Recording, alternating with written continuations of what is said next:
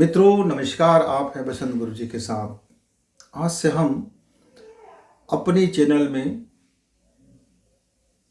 एक नई चीज़ शुरू करने जा रहे हैं। वह यह है कि पहले हमने लाइफ लेसन के बाबत बात करी। हम एक साल तक अपने लाइफ लेसन के बारे में बात किया। अब हमने फिर विचारों की यात्रा में चले।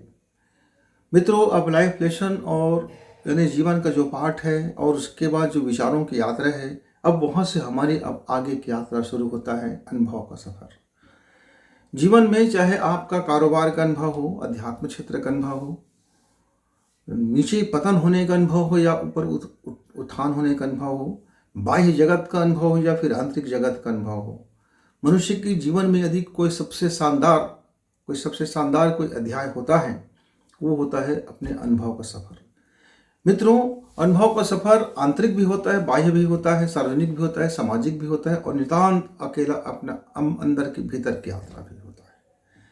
तो आज हम जो सबसे पहले कड़ी है, इस पर हम बात करने जा रहे हैं अपनी जीवन के बसंत काल के ऊपर।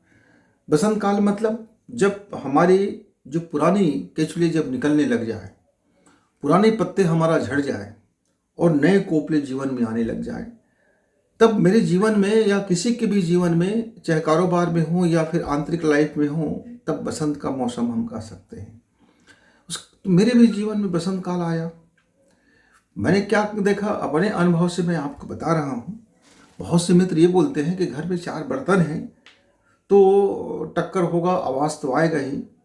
यानी कि अंदर में यदि मेरे पास काम है, क्रोध है, मोह है, लोभ है, परिवार है, व्यवसाय है, बिजनेस है, मेरे पड़ोसी है, यानी सब चारों तरफ मेरे लोग हैं, तो कहीं न कहीं मैं किसी से टकराऊंगा और मुझसे विवाद होगा। इसका 2 पहलू है मित्र। एक होता है वह जो क्लेश की भावना से होता है, एक होता है वह जो प्राकृतिक होता है। आप किसी का आपके सामने आपको लग रहा है ये तथ्य गलत है और आप विरोध करोगे तो उसके विरोध में संघर्ष होगा ही होगा। तो वह एक सामाजिक संघर्ष, राजनीतिक संघर्ष और भौतिक संघर्ष, इन संघर्षों को हम, घर में 4 बर्तन हैं तो बात तो होगी, हम ऐसा मान करके, लोगों को बोल करके हम अपनी आध्यात्मिक जो नाकामी है, अपने भीतर का जो रूहानी शक्ति है, हम उसको उजागर नहीं करते हैं, नहीं कर पाते हैं। उसके लिए एक हम बहाना दे देते हैं कि घर में 4 बर्तन हैं तो टकराहट तो होगा ही। लेकिन मेरे मित्र, मैं अपने निजी अनुभव के सफ़र से ये कह सकता हूँ, घर में 4 बर्तन हो, 2 बर्तन हो, 10 बर्तन हो, इससे कोई फर्क नहीं पड़ता। आपका जीवन बिना खटपट के जीवन चल सकता है। बिना खटपट के जीवन चलता कैसे है? यदि आप उसकी प्रकृति को समझेंगे और आप उसकी बोध को तत्व दृष्टि से, समग्र दृष्टि से आप समझेंगे, तो जो नित्य कर्म है, वो नित्य कर्म और आध्यात्मिक कर्म दोनों को घाल में मत कीजिए। मान लीजिए आपका 1 लाख रुपए का नुकसान हो गया आज, तो उस 1 लाख रुपए का नुकसान हो गया तो सिर्फ नुकसान देख रहे हो, ये गलत हो जाएगा। लेकिन इससे पहले आपको कितने लाख रुपए का लाभ हुआ था, तो उस लाभ और इस हानि को माइनस करो, फिर शेष कितना लाभ बच गया इसको देख लो। हो सकता है कि आपके पास 1-2 मित्र होंगे जो विश्वासघात कर देंगे, लेकिन और जो आपके पास अनेकों मित्र हैं वो तो विश्वासघात नहीं करेंगे, विश्वास की संख्या ज़्यादा हो गया। हो सकता है कि 2-4 व्यक्ति आपसे नफरत करते हो, पर उसके अलावा तो सारे व्यक्ति आपसे प्रेम ही करते हैं। तो जब आप गणितीय दृष्टिकोण से देखेंगे तो जीवन को आपको समझने में बिल्कुल आसान हो जाएगा मित्र। अब एक बंदा को जीवन में यदि वह क्रोध को समझ गया तो शांति की ओर बढ़ गया, यानी बिना खटपट के जीवन की झलक की ओर एक कदम बढ़ा लिया, वासना को समझ गया तो शांति की ओर, यानी अपने जीवन में सारे बर्तनों के बावजूद होते हुए भी अपने जीवन को बिल्कुल बिना कंपित हुए आगे बढ़ने के एक दूसरा कदम उठा लिया। आपने मोह को समझ लिया तो आपने और आगे कदम बढ़ा लिया। मतलब जब क्रोध क्रोध तो आपके अंदर रहेगा क्योंकि अग्नि तत्व है, आंसू भी आपके अंदर रहेगा क्योंकि जल तत्व है, आपका शरीर बीमार भी हो सकता है क्योंकि पृथ्वी तत्व है, आपके मन में दिग्नता भी आ सकता है क्योंकि वायु तत्व भी साथ में रहता है। सारे है, रहेगा, वो अपना प्राकृतिक ढंग से वो उठेगा भी और गिरेगा भी। बस आप जो उठ रहा है उसको देखना है समझते हुए, और वो गिर रहा है उसको भी देखना है समझते हुए। यानी एक समझ का दृष्टिकोण, बिना चश्मे का एक आंख, एक दृष्टिकोण, एक समझ, एक विचार यदि आपके साथ है तो मित्र, आपके घर परिवार चाहे कितना भी बड़ा क्यों ना हो, संयुक्त परिवार भी क्यों न रहता हो, आपका कारोबार, उद्योग हो, व्यापार हो, व्यवसाय हो, राजनीति हो या एजुकेशन का हो, चाहे नौकरी पेशा हो या किसी बड़े पद पर हो, कुछ भी हो, उसमें कोई आड़े नहीं आएगा क्योंकि पेशेवर जिंदगी आपका, उसके साथ आप न्याय करते हुए जिंदगी जियोगे तो आपके भीतरी आंतरिक संसार में कोई खटपट नहीं होगा। लेकिन आप दोहरा चित्र जीवन जियोगे, तिहरा चित्र जीवन जियोगे, मल्टी पर्सनालिटी का जीवन जियोगे और मुखौटे दर मुखौटे, मुखौटे दर मुखौटे लगा के रखोगे, तो भीतर में जीवन बाहर से समृद्धशाली होते हुए भी, बाहर से ज्ञानवान होते हुए भी, बाहर से साधु संत होते हुए भी, बाहर से बहुत बड़े अधिकारी होते हुए भी, बाहर से बहुत बड़े राजनेता होते हुए भी, यानी बाहर से आप चाहे शिखर को चुमे हुए व्यक्ति क्यों ना हो, अंदर से आप नितांत कमजोर और गरीब रहेंगे। क्यों? क्योंकि अंदर में आपका खटपट खटपट चलता रहेगा। मैंने अपने उस बसंत काल में जब मैंने अपनी पहली काव्य संग्रह की रचना किया, अनुभूति से अभिव्यक्ति तक, तब मैंने एक पंक्ति लिखी, भीतर की गुफा में एक घुघू बारूद के ढेर पर मुट्ठ मारता बैठा है। मित्रों, वो जो भीतर की गुफा में आपके विचारों की जो बारूद है और आपके अंदर की कई तरह की सोच विचार जीवन उथल पुथल की जो घुघू है, वही आपके जीवन को अशांत किए रहता है। मोह अपने आप में कोई खतरनाक नहीं, वो एक ऊर्जा है। क्रोध अपने आप में कोई खतरनाक नहीं, वो एक ऊर्जा है। ज्ञान अपने आप में कोई महान नहीं, वो भी एक ऊर्जा है। अज्ञानता भी अपने आप में खतरनाक नहीं, क्योंकि वो भी एक शांत रहने का ऊर्जा है। तो जितना भी हमारे क्रिया है, जो हमारे शरीर में जो इंद्रियां हैं, वे सब हमारे और हमको बेहतर बनाने के लिए, हमारे अंदर की सफर को शानदारी देने के लिए सारी चीजें हैं। मित्रों, आप प्रोस्टेट को बिना समझे वासना को कैसे समझ सकते हैं? आप बिना किडनी को समझे आप जल तत्व को कैसे समझ सकते हैं? आप बिना हार्ट को समझे आप रक्त संचार को कैसे समझ सकते हैं? आप बिना फेफड़ा को समझे प्राणायाम को कैसे समझ सकते हैं? या बिना प्राणायाम को समझे आपका फेफड़ा की समझ अधूरा होगा। आपकी बिना भावना को समझे आपका हृदय का रक्त संचरण का समझना अधूरा होगा। आपके प्रकृति को बिना समझे आपके किडनी का समझना अधूरा होगा।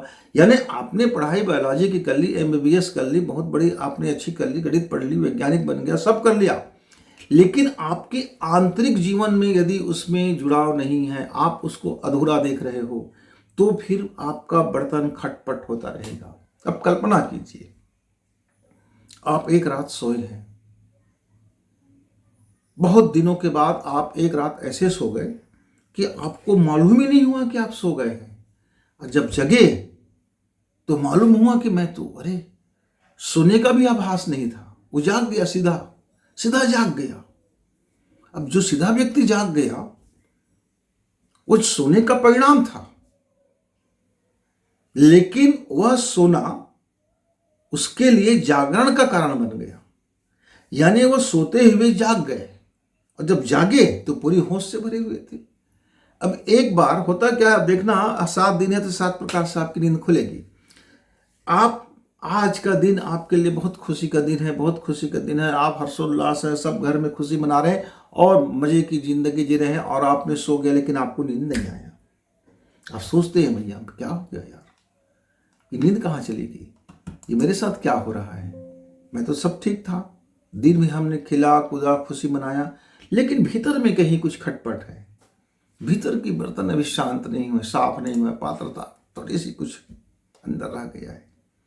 कभी कभी आप देखते हैं कि जीवन बड़ी तकलीफ हो गया, बड़ा नुकसान हो गया, लोग आपके विरुद्ध में खड़े हो गए, कुछ अलग अलग अफवाह फैलाने लगे, आपके विरुद्ध में जाने कौन कौन सी बातें करने लगे, आपकी सम्मान को बिल्कुल ठेस पहुंचा दिया, आपकी जिंदगी को मटियामेट करने के लिए सब तैयारियां कर ली गई है।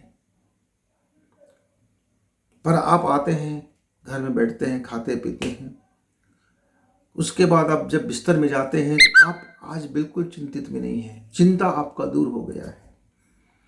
मालूम होता है कितना नींद आया कि सुबह जागा तो ऐसा कीमती वस्तु जैसे लगा कि अरे वाह क्या बढ़िया नींद आ गया, क्या बढ़िया शानदार नींद आ गया। किसी दिन आप नींद में होते हैं तो इतने प्रकार के स्वप्न दिखाई देते हैं कि आपका बदन बदन पोर पोर पोर पोर तकलीफ में भर जाता है। तो जीवन के छोटे छोटे जो पाठशाला है मित्र, आप वहां अपने थॉट को देखिए और अपने व्यक्तित्व को देखिए। आप कैसा सोचते हैं लोगों के बारे में, या पुस्तकों के बारे में, या साधु संत के बारे में, दूसरे के बारे में, अपने विषय में क्या सोचते हैं और आप क्या करते हैं, क्या अनुभूति से गुजरते हैं।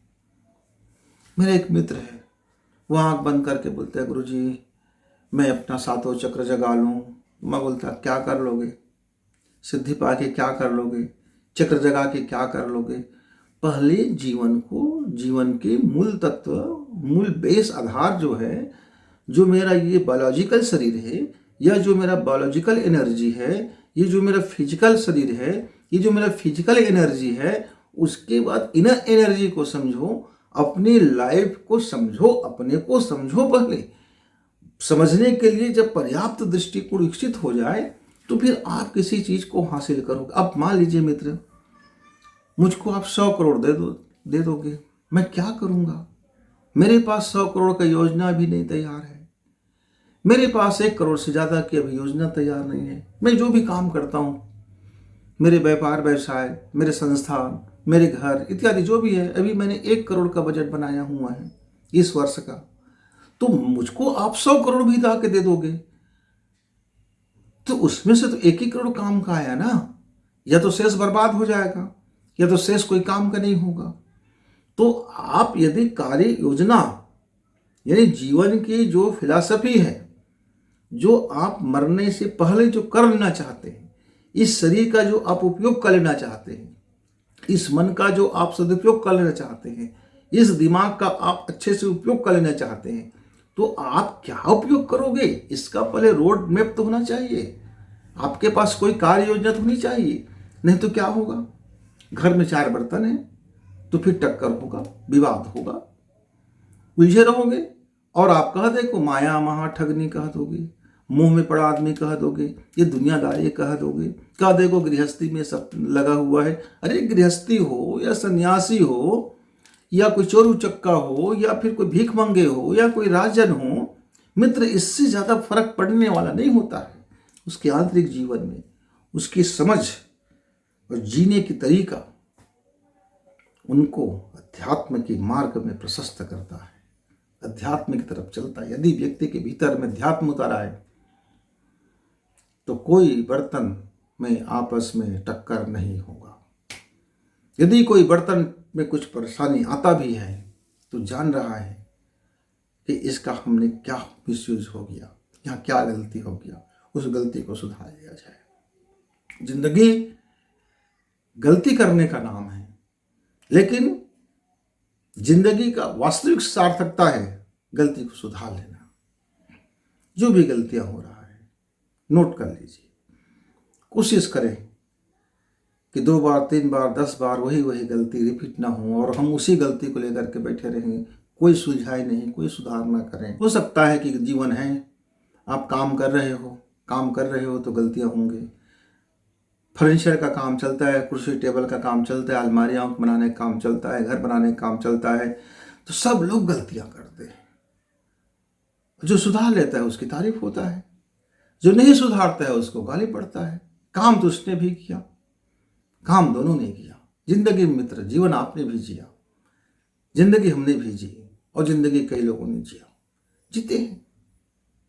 बस एक बंदा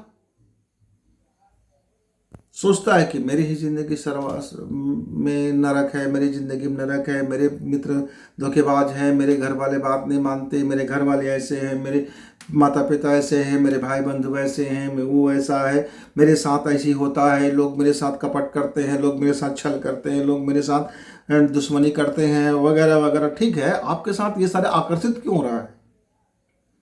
क्योंकि उसकी जिम्मेदार आपको, आपके अंदर में चुंबक है जो उसको आकर्षित कर रहा है। आपके अंदर में प्रेम होगा तो प्रेम आकर्षित होगा, आपके अंदर में गुस्सा है तो गुस्सा आकर्षित होगा। आपने किसी किसी के प्रति आज नहीं तो कल बीज बो के रखा होगा, द्वेष का, जलन का, किसी के नुकसान हुआ होगा आपके कारण, तो वो आपसे वैरी तो बनेगा ही ना। मुझसे कल मेरे कुछ अपने संस्था में काम करने वाले हमारे सहयोगी भाइयों ने पूछा कि गुरुजी आपके कितने दुश्मन हैं? तो मैं बोला मैं नहीं जान सकता कौन से लोग मुझे किस भाव में देखते हैं। भाई मेरे कारण से हो सकता है किसी का नुकसान होता होगा, किसी को परेशानी होता होगा, किसी के लिए तकलीफ में होगा, तो वो मेरे अदृश्य दुश्मन बन गए। और मेरे कारण किसी को लाभ होता होगा तो वे मेरे अदृश्य सपोर्टर बन गए। मैं दोनों की गिनती नहीं लगाता, क्योंकि मैं अपना नित्य कर्म, नैमित्तिक कर्म, और जो मुझे जो लगता है मेरा ये कर्म है, मैंने चयन किया है, वो कर्म करते रहता हूँ। अपने हिस्से का मैं पूरा काम करता हूँ और मैं उसका हिसाब नहीं रखता। ना मैं दोस्तों का हिसाब रखता हूँ, ना मैं दुश्मनों का हिसाब रखता हूँ, क्योंकि मैं रख ही नहीं सकता। बहुत से लोग तो मुझको कुछ राय रत्ती नहीं जानते, उसके बावजूद भी मेरे दुश्मन हो गए होंगे। और कुछ लोग तो मुझको बिल्कुल नहीं जानते होंगे, वे भी मेरे मेरे प्रेमी हो गए होंगे। मैं दोनों को नहीं जानता हूँ, तो मैं दोनों के विषय में कैसे मैं डिसाइड कर सकता हूँ? ये यदि मैं सोच करके मैं जीवन जीऊंगा मित्र, तो मेरे जीवन में खटपट नहीं होगा। अब एक आध्यात्मिक व्यक्ति का जीवन जीने में भी, उसमें वो भी सुबह को अपने घर में किसी को डांट लगा सकता है, कर्मचारी को डांट लगा सकता है, क्योंकि नैमित्तिक कर्म और आध्यात्मिक कर्म दोनों का तरीका दोनों में दिखते एक जैसे है, पर दोनों में फर्क होता है। आपने एक एग्जाम्पल देता हूं। आपके घर में एक कर्मचारी है साफ सफाई करने वाला, उससे 5 लीटर वाला तेल गिर गया, धोखे से गिर गया। अब आपने उसको डांट लगाई, क्योंकि आपको तेल का नुकसान दिख रहा है और आप गुस्सा में हो गए, आप लापरवाह होकर के।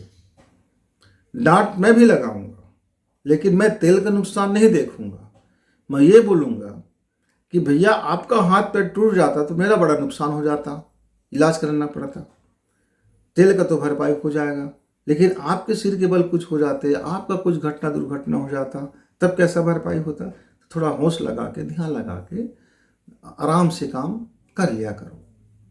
दोनों डांटते, दोनों डांटने के पीछे जो रीजन होता वही आपको बनाता है कि आप खटपट वाले आदमी हैं कि बिना खटपट वाले आदमी हैं, कि आपके अंदर में आध्यात्मिकता है कि आपके अंदर में भौतिकता है, कि आपके अंदर में मोह है, कि आपके अंदर में क्रोध है, कि आपके अंदर में जलन है, कि आपके अंदर में वासना है, कि आप घटिया आदमी हो, कि आप क्या हो, राक्षस हो, देवता हो, महान हो, प्रभु हो, क्या हो। वो आपके भीतर में जो पर्दे के पीछे है, जो आप नितांत अकेले में हो, बिल्कुल रंग धड़ंग जो हो आप, कोई लपेट नहीं है, कोई मुखौटा नहीं है, वो आप हो। यदि वो आप हो तो उस आप को समझो, तो फिर खटपट समाप्त हो जाएगा। तो मित्रों, अपने जीवन में हमने ये 30 साल पुरानी अनुभव, जो आज तक हमने 30 साल तक इस अनुभव को देखा है, परखा है, जांचा है, अपने सफ़र में हमने इसको पाया है, हर तरह से पाया है। चाहे वो जेल जाना हो, चाहे वो चाहे बिटिया की विवाह करना हो, चाहे शिक्षकों के साथ हो, चाहे संस्थाओं के साथ हो, चाहे गांव का हो, चाहे राजनीति का हो, चाहे समाज का हो, चाहे सामाजिकता का हो, चाहे व्यापार व्यवसाय का हो। लाइफ में कितने उतार चढ़ाव आए, सारी जगह हमने इसको अपने अंदर में आजमाया और देखा कि मेरा कहीं खटपट तो नहीं हो रहा है मेरे भीतर, मैं स्वयं में तो कहीं संघर्ष तो नहीं हो रहा हूँ, कहीं मेरे अंदर में अटैचमेंट तो नहीं आ रहा है, कहीं मेरे अंदर का वो अध्यात्म कहीं मुरझा तो नहीं रहा है, उस कहीं क्या चीज़ हो रहा है। हमने इसको लगातार चौकसीपूर्ण, होशपूर्वक देखते रहे। उस देखने का परिणाम था कि हमारा सफर निर्विघ्न और सफ़र यात्रा जो बोध की यात्रा है वो निरंतर चल रहा है। ऐसा नहीं है इसमें कि जैसे हमने पहली क्लास पढ़ लिया तब पहले नहीं पढ़ना पड़ता, हमने कॉलेज कर लिया तो कॉलेज करना नहीं पड़ता, हमने डॉक्टरेट कर ली तब डॉक्टरेट करना नहीं पड़ता। इस पाठशाला में आपको प्रतिदिन पढ़ाई करना पड़ता है, उसी क्लास में, उसी क्लास को समझते समझते उम्र बीत जाता है और हर बार उसी क्लास में आपको अच्छा करना होता है। एक बार आपने मंत्र सिद्धि कर लिया, साधना कर ली, उपासना कर ली, व्रत कर लिया, उपवास कर लिया, तो ऐसा है कि आप बहुत तुपचंद हो गए, ऐसा नहीं है। वो एक प्रक्रिया है जिसको आपने पूरा करी, लेकिन उसी प्रक्रिया में और बहुत सारे प्रक्रिया है, अब फिर उसी को पूरा करोगे, मतलब निरंतर। अब एक गिलास है, एक गिलास को मैंने आज साफ कर लिया, अब मैं जीवन भर उसी में पानी डाल के पीऊंगा क्या? एक थाली है, मैंने आज साफ कर ली, अब उसी में जीवन भर खाना खाऊंगा क्या? रोज का रोज खाना खाऊंगा उसी में? बहुत मामूली बात है। एक कपड़ा है, उसी एक कपड़े को मैं जीवन भर पहनता रहूंगा क्या बिना साफ सफाई किए? तो एक बहुत मामूली चीज है मित्र। तो जब यहां हम उसकी पात्रता को, साफ सफाई का ध्यान रखते हैं, तो इनर यात्रा है, इनर की बर्तन है, उसकी पात्रता है, उसके अंदर की कहीं गंदगी ना जम जाए, कचरा ना जम जाए, कोई अंधेरा छूट ना जाए, कहीं कोई ऑक्सीजन की कमी ना पड़ जाए, प्राण की कमी ना पड़ जाए, इसकी सचेत रहना, माने होश पूर्वक रहना, आपको बिना खटपट के जीवन का एक झलक दिखा देगा। चाहे वो बैठे बैठे दिख सकता है, सोए सोए दिख सकता है, चलते चलते दिख सकता है, काम करते करते दिख सकता है, अभी इसी वक्त मुझसे बात करते हुए दिख सकता है। वो एक झलक दिख जाएगा आपको जिंदगी का बिना खटपट का।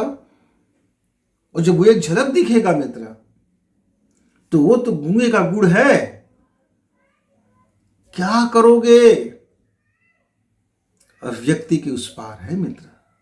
ये एक ऐसा अनुभूति जो शब्दातीत, काल के अतीत, काल से परे, इस संसार से, इस ब्रह्मांड से परे, बहुत उसको ऐसा हम अभिव्यक्त करने में असक्षम हैं। तो बिना खटपट के जीवन का एक झलक मिल जाए तो आप क्या करोगे? एक आप होमवर्क कर लीजिए, उसके बाद इस यात्रा को जारी रखते हैं। जब तक आपका खटपट से खटपट हो जाए तब तक गुरु जी को विदा।